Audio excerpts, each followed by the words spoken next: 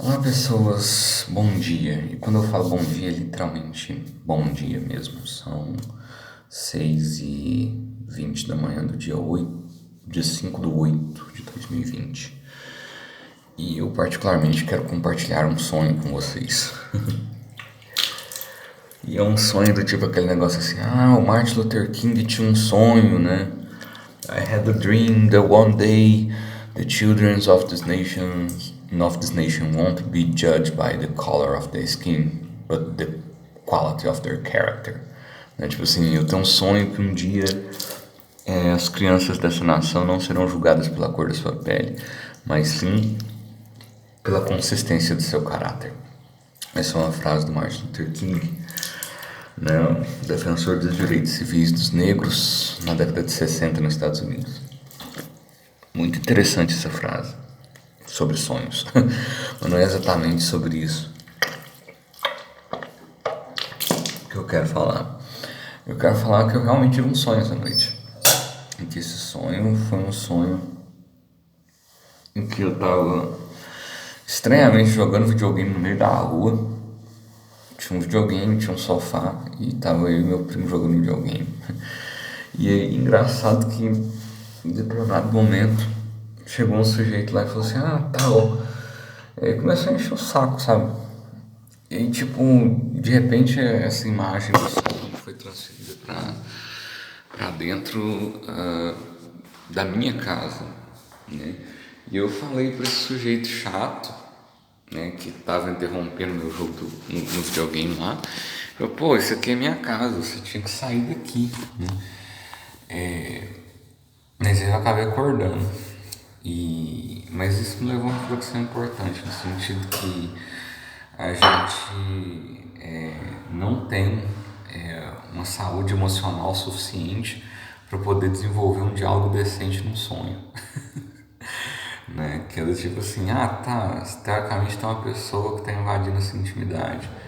E esse diálogo, tipo assim, eu acordei, né, ao invés de ter um diálogo decente.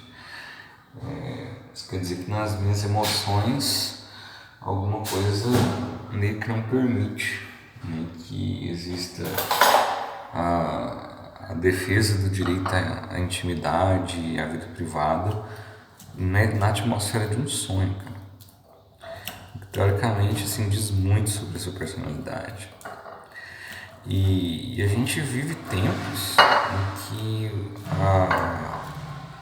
a vida íntima está sendo explorada como commodity da indústria da alta tecnologia, né? Tipo, eu estou lendo um livro que chama Permanent Record, que é de um cara chamado Edward Snowden. E esse Edward Snowden, ele trabalhava para um negócio chamado NSA nos Estados Unidos, que é a National Security Agency, que é tipo, trabalha com inteligência para defesa da segurança nacional, que é diferente de segurança pública. Mas esse cara, ele resolveu abrir o bico sobre coisas erradas que o governo americano estava fazendo, que era basicamente ninguém nos Estados Unidos, e acredito que no resto do mundo, tem uma vida privada.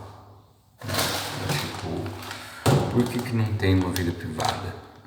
Porque basicamente o Facebook, o Instagram, o YouTube, um monte a Amazon, um monte de empresa high-tech por aí,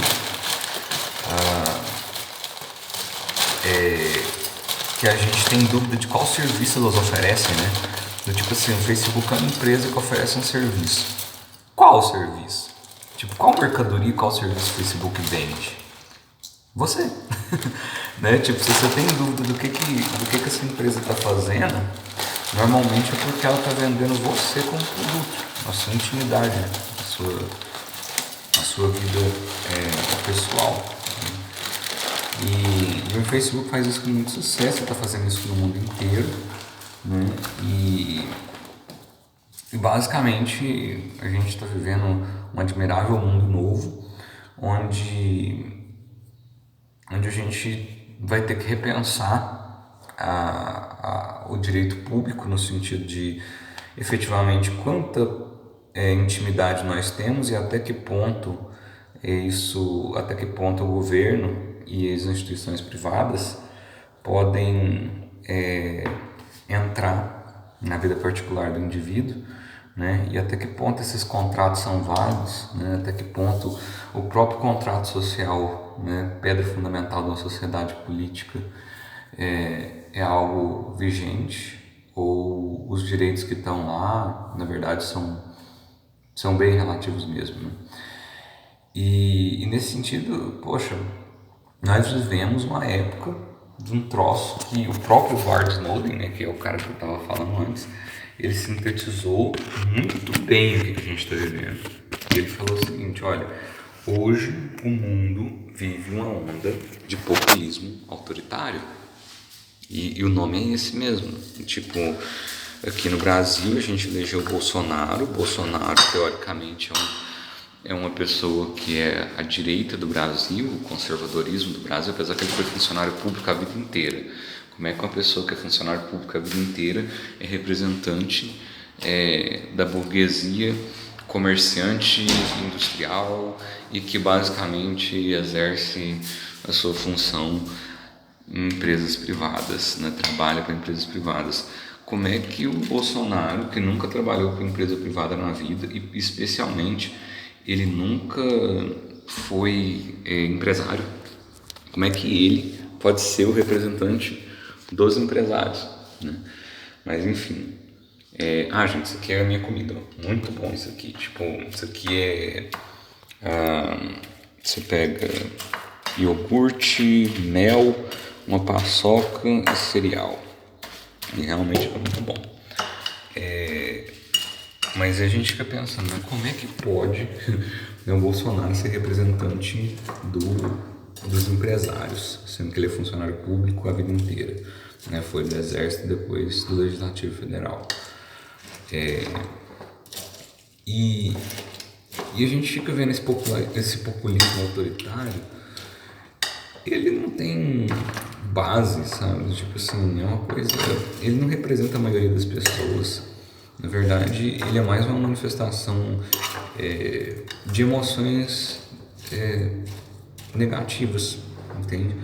Tipo, emoções negativas porque ele se associa ao ódio, né? Ele se associa ao ódio contra os imigrantes, ele se associa ao ódio contra os negros, ele se associa ao ódio contra os índios, ele se associa a imitações do nazismo, né?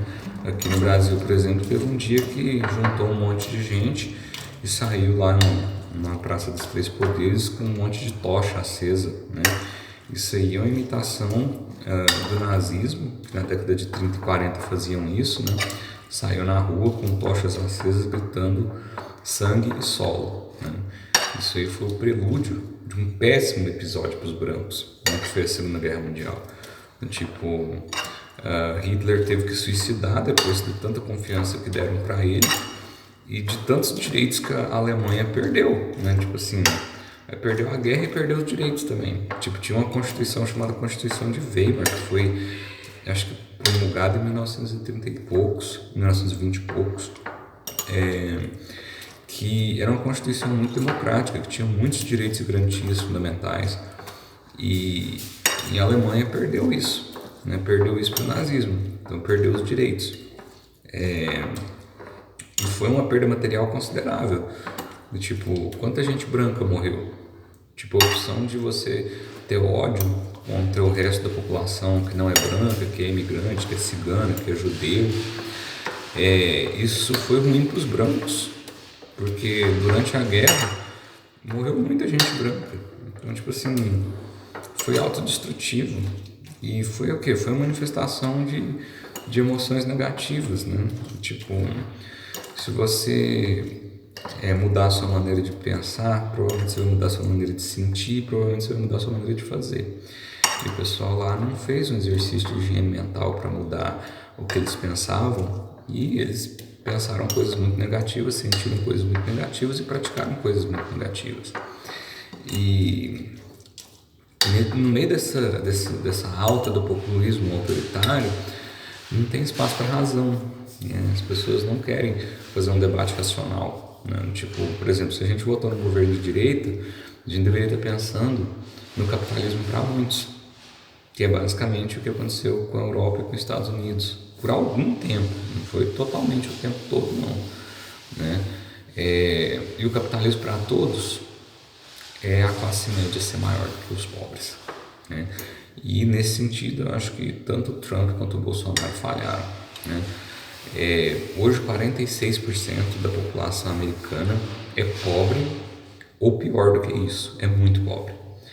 46% da população dos Estados Unidos. E aí você fala, nossa, que horrível. Pois é horrível mesmo. No ano de 2020, os Estados Unidos está nessa situação. E como é que é no Brasil? Bom, no Brasil, 48% da população do Brasil não tem privada. É isso que eu tô te falando mesmo. Do tipo assim, se quer fazer necessidades fisiológicas, você tem que procurar o bar, você tem que procurar a casa do vizinho, a casa do parente, porque não tem, ou a moita, né? Porque não tem banheiro. Isso é o Brasil. Tipo, é uma pobreza exorbitante, né? Pior que os Estados Unidos. E nos Estados Unidos existia uma classe média, que era uma classe média muito abastada, né? Que tinha muito dinheiro e que tinha uma vida muito boa, né? E o que aconteceu com isso? Os muito ricos dos Estados Unidos, que eram os donos das fábricas, que é o dono da General Motors, o dono da Ford, o dono das marcas de roupa boas que tem por lá, né? Tipo, esse pessoal pegou todas as fábricas que eles tinham e levaram para a Índia e para a China. E isso provocou a queda da classe média norte-americana. E isso provocou uma situação de vamos votar no maluco, tipo Trump, né? O que também aconteceu aqui no Brasil, né? Vamos votar no maluco. Tá bom que o socialismo falhou, né? E a esquerda, centro, o Obama, o Partido Democrata, né? O Partido dos Trabalhadores, né? As pessoas que se intitulavam representantes dos interesses das maiorias, eles falharam de uma forma muito miserável, né? No caso do Obama, com 8 anos de governo, ele conseguiu, com o Prêmio Nobel da Paz, eles deram o Prêmio Nobel da Paz para o cara, ele conseguiu aprovar um pacote de ajuda militar estrangeira para a Síria, de acho que 800 a 900 milhões de dólares. Esse dinheiro, com que tipo de dinheiro que tipo de equipamento militar você compra com 800 milhões de dólares? Não é um monte de caça Raptor F-22 e nenhum sistema antimíssil super invocado. Não, você compra fuzil e munição e você consegue um batalhão de infantaria com esse negócio. E na verdade isso não era nem um batalhão de infantaria, isso eram lutadores da liberdade, né? Que eram rebeldes da Síria contra o governo do Bashar de al-Assad. E o que isso aí virou? Isso aí virou uma guerra civil que é o pior cenário de direitos humanos que a ONU viu até hoje, né? Uma guerra na Síria que durou muitos anos e que parece que não vai acabar. 10 países diferentes bombardearam a Síria com 10 justificativas diferentes, né? Tipo, e foi horrível para eles, né? E isso é um cara que ganhou o Nobel da Paz. Então, tipo assim, a esquerda falhou, né? O Obama falhou, o Partido dos Democratas falhou, né? Eles nunca deveriam ter feito um negócio desse. Na verdade, eles teriam simplesmente que ter acabado com a guerra do Iraque e do Afeganistão e não colocado um rio de dinheiro em bombas que vão explodir no deserto e não vão provocar nenhum bem-estar para a população americana. Na verdade, eles vão fazer os ricos americanos, que são os donos da indústria do petróleo e do armamento, ficarem mais ricos, né? Isso é concentração de renda, isso não é distribuição de renda. Isso não é capitalismo para muitos, né? Isso não é a classe média abastada, isso não é o fim da pobreza, que é o que o liberalismo econômico pode entregar de melhor. Na verdade, isso é liberalismo econômico extremado, isso é um ultracapitalismo, onde os ricos ficam mais ricos, bombardeando os países mais pobres e roubando o petróleo deles e vendendo as armas que os Estados Unidos produz. Então, esse é um aspecto negativo do capitalismo, né? E aí, tanto o Brasil quanto os Estados Unidos, eles saíram dessa parte do socialismo, né, de um Estado provedor de serviços, né, de nós precisamos de assistência para os pobres, e eles foram para um capitalismo onde ficou pior, ou sei lá, não dá para dizer que é melhor também, que é um populismo autoritário, de direita, né?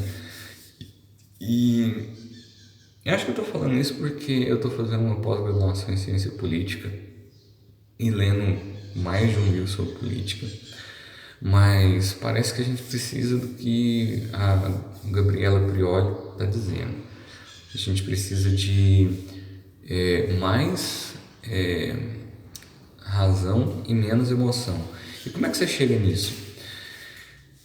Você tem que resolver suas emoções, entendeu? Basicamente você tem que resolver suas emoções. Não dá para você falar assim, eu vou agir de maneira racional a partir de agora. Você vai agir de maneira racional a partir do momento que as suas emoções estão pacificadas, a partir do momento que você consegue uma higiene mental que melhora o seu padrão de pensamento, melhora o seu padrão de sentimento e vai melhorar o seu padrão de ação. E isso a gente consegue com exercício interno, sabe? A meditação pode te ajudar, medicação pode te ajudar, e principalmente toma cuidado com o que você pensa, tipo, be careful what you wish for, né? Tipo assim, seja cuidadoso com o que você deseja, né? Porque você acaba conseguindo, né? E aí os Estados Unidos, o que eles conseguiram? Votaram nessa extrema-direita, votaram no Trump, todo mundo aceitou o Trump, todo mundo achou que essa ideia era muito boa, e a gente vê os Estados Unidos pobre, a gente vê os Estados Unidos cheio de ódio, a gente vê os Estados Unidos que tem uma possibilidade séria de entrar num conflito militar contra o México nos próximos 5, 6, 10 anos. A gente vê aquela parede, né, na fronteira sul dos Estados Unidos, né, da fronteira com o México. A gente vê um Walmart, que é um supermercado, lá na cidade de Brownsville, no Texas. Não sei se o nome da cidade está certo. Eles pegaram o supermercado e colocaram, acho que 1.000 crianças dentro do supermercado e transformaram o supermercado numa cadeia juvenil da CBP, né, que é Customs and Border Patrol, né? Então, assim, tá cada vez pior. O mundo está ficando mais pobre, a gente não está respeitando a natureza, o aquecimento global está inviabilizando a agricultura nos trópicos, os mexicanos, nicaragos, brasileiros, venezuelanos, coisa e tal, querem entrar nos Estados Unidos. Eles têm bons motivos para não deixar esse pessoal entrar lá, mas também eles não colocaram um sistema, por exemplo, de vasectomia em massa, né? Tipo assim, beleza, você é pobre querendo migrar para os Estados Unidos, a gente tem uma exigência, se você é homem, você tem que fazer vasectomia. A gente não quer a sua hereditariedade fazendo parte dos Estados Unidos. E outra, a gente não tem que fazer um processo de esterilização em massa. Isso pode ser voluntário, a partir de esclarecimento. Isso é evitar um monte de nascimento de crianças indefesas e inocentes para se juntar à grande massa de pessoas extremamente pobres, né? Nós precisamos disso no Brasil, precisamos disso nos Estados Unidos, precisamos disso na escala global. Nós precisamos de um plano nacional, internacional, global de vasectomia, né? Porque os homens não estão afim de paternidade responsável, eles estão afim só de, né, tipo, colocar para dentro. Mas e se nascer um filho? Isso é outra coisa, isso é outro critério, não fazia parte do pensamento, da emoção e da ação da maior parte dos homens. E todos eles mesmo, não dizer que 99% deles, 95% deles, 90% dos homens não estão preparados para a paternidade. Eles estão só querendo, né, inserção, né? Estão querendo inclusão vaginal, não é a inclusão social, é uma coisa mais primitiva. E deveria ter um plano nacional de vasectomia, porque, poxa, você pega esse barril de pólvora que está nos Estados Unidos hoje. Tem um negócio chamado No More Deaths, que é uma associação civil para a proteção das pessoas que tentam cruzar o deserto Cenarian Desert, que é o deserto que existe no México, no Arizona, no sul dos Estados Unidos. E aí morria muita gente nessa travessia, porque o indivíduo saía, entrava nos Estados Unidos e ia a pé. E tentava ir a pé, e aquilo era um deserto, e chega a 50 graus Celsius em alguns momentos do ano, e morria gente. E aí teve uma associação civil humanitária que queria proteger as pessoas para evitar a morte, que era dar comida, água e falar, olha, é para cá que tem uma cidade. esse grupo humanitário foi desmantelado por uma unidade que a gente não sabe se é o Exército, se é a polícia, se é o FBI, se é a NSA, se é a CIA, que diabo que é esse troço. Eles invadiram esse acampamento, que era uma associação civil com o objetivo de evitar mortes no deserto por causa do processo de imigração maluco, e eles pegaram e destruíram o acampamento. Forças do governo. E essas forças do governo foram as mesmas, né, que no mês passado, em julho, eles bateram e prenderam um monte de gente na cidade de Portland, em Oregon, no estado do Oregon. E eles pegaram, tipo assim, chegou uma parte do governo federal que a gente não sabe se é a polícia, não sabe o que é. Parece a Gestapo do Hitler. É uma polícia política, né? É voltada para manifestações, né? Tipo assim, é como se fosse um crime de opinião, né? Se você acha que os Estados Unidos deve aceitar imigrantes, você está cometendo um crime de opinião, né? É o popularitarismo autoritário do Trump. E eles pegaram e prenderam as pessoas em vans alugadas, cara. Não era nem um carro da polícia. Então, tipo assim, as pessoas eram presas numa manifestação da Black Lives Matter, né? Tipo assim, da vida dos negros importa. E eles eram colocados em vans que foram alugadas pelo governo federal. Você nem sabia se era a polícia que estava te prendendo, porque ninguém tinha escrito polícia, sabe? Ou pelo menos a maioria deles, ou não todos eles. E foi levando as pessoas e prendendo, sabe? E depois eles destroem um grupo de atendimento humanitário que queria evitar. E aí a pandemia de Covid-19 nos Estados Unidos, a resposta do governo federal deles foi horrível. Tipo, morre mais gente lá do que qualquer outro lugar do mundo dessa doença, né? O Jared Kushner, né? Que era o cara responsável por liderar a resposta do governo contra o Covid, ele não é especialista em saúde pública, ele não é especialista em serviço público, ele não é uma pessoa que... Ele é o genro do Donaldo. Foi assim que ele parou lá, sabe? Tipo, ele não opera capacidades técnicas para poder responder uma pandemia dessa proporção. Ele come a filha do Trump, casou com ela, e teve 3 filhos. Ele deu 3 netos pro Trump. Por isso ele ganhou um cargo no governo. Cargo que é um ótimo emprego, deve ter um ótimo salário, mas ele nem precisa desse dinheiro. Ele nem precisa desse dinheiro, porque ele é um judeu rico de Nova York, sabe? E a gente vê, assim, as relações humanas se deteriorando, né? A gente vê no Brasil reforma da Previdência, vamos acabar com os pobres para dar dinheiro para os mais ricos, né? Vamos obrigar a classe média a migrar do sistema de previdência pública para o sistema de previdência privada, né? A gente vê a União gasta 20% do orçamento com previdência e gasta 40% do orçamento com arrolamento da dívida, que é o Bolsa Banqueiro, né? Ninguém pensou em fazer uma auditoria da dívida pública e ninguém pensou em declarar nulidade, né? Moratória não, nulidade, tá? Dessas dívidas que são imorais e impagáveis, né? Porque esses bancos eles vão emprestando dinheiro para o governo e aquele negócio tipo assim, eu sei que a dívida interna e externa do Brasil, do tipo, a gente está pagando hoje, em 2020, dívida de 1970, que os militares pegaram para construir Itaipu, sei lá. E tipo, poxa, não tem uma auditoria decente na dívida pública, né? Os bancos conseguem defender o interesse deles ficarem mais ricos e disso ser prevalente das pessoas conseguirem uma aposentadoria para quando elas estiverem doentes e não tiverem capacidade de trabalhar, elas teriam o que comer, sabe? A ideia inicial do Paulo Guedes era ter menos de um salário mínimo como previdência, né? Tipo assim, as pessoas poderiam aposentar com menos de um salário mínimo, né? Ou seja, isso é pobreza aviltante.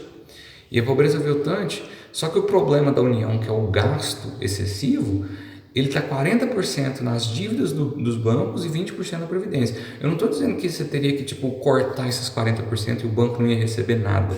Eu estou falando que cada real, essa reforma poderia ter sido feita. De cada real que foi tirado da previdência, ser tirado R$1 dessa dívida pública para resolver o problema da União em termos de dinheiro. Mas ninguém pensou nisso. Os interesses dos mais ricos estavam sempre protegidos e a gente criou uma sociedade mais desigual, com vistas a teoricamente fazer um capitalismo para a classe média, um capitalismo para muitos, né? Um sistema de direita que iria incluir muita gente na produção e distribuição de bens, no sentido de que se você trabalha, você tem direito à riqueza que você produz.